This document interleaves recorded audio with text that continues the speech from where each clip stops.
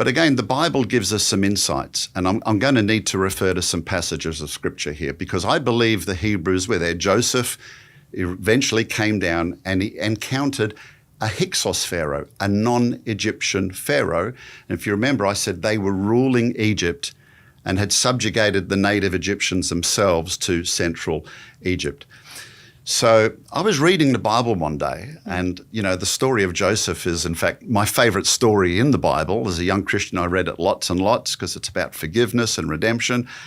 But after I started to study Egyptian history, I was reading one of these passages again, and this literally leapt out of the pages of the Bible for me, and I was so excited.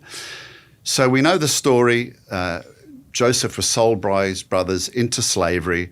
He was taken down to Egypt, and he served in Potiphar's house as a servant.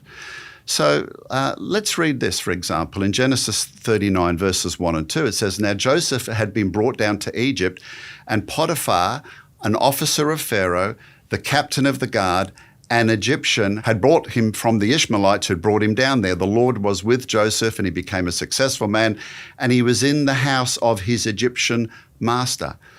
Now, that's just one passage. Whenever Potiphar is mentioned in Scripture, it's Potiphar the Egyptian, Potiphar the Egyptian. And I thought, well, isn't that a little redundant? I mean, he's in Egypt to start with. Why would you keep referring to him as an Egyptian? Yeah.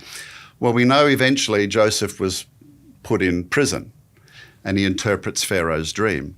So when he's brought out and he correctly interprets Pharaoh's dream, this is in Genesis 41, Pharaoh said to his servants, "Can we find a man like this, in whom is the Spirit of God?" And by the way, let me just stop there. So you've got this Pharaoh in Egypt, and the word God is Yahweh. But hang on, Egyptians don't recognize Yahweh. They've got their own gods. But if the Pharaoh was a Hyksos, he's a Semite, right? He would probably believe in some sort of monotheistic religion. Pharaoh basically is eventually going to give the best of the land to the Hebrews, etc. So Pharaoh is lauding this foreign god. This does not make sense if Pharaoh is an Egyptian.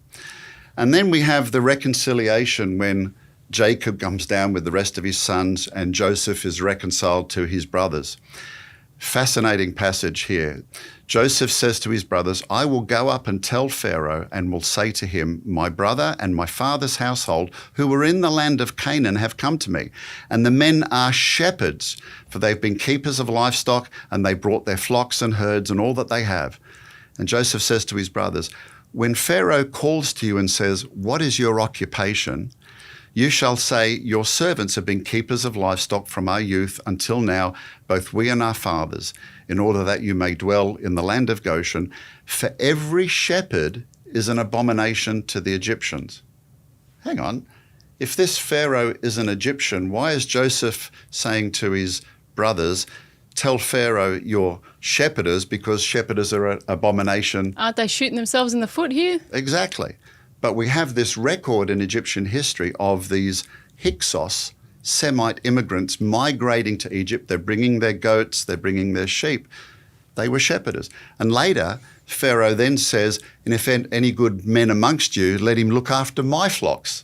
So he has flocks. So he has flocks. But hang on, shepherders are an abomination to an Egyptian. So Scripture gives us an indication here as to the nature of the Pharaoh. And I believe clearly Pharaoh himself is not an Egyptian.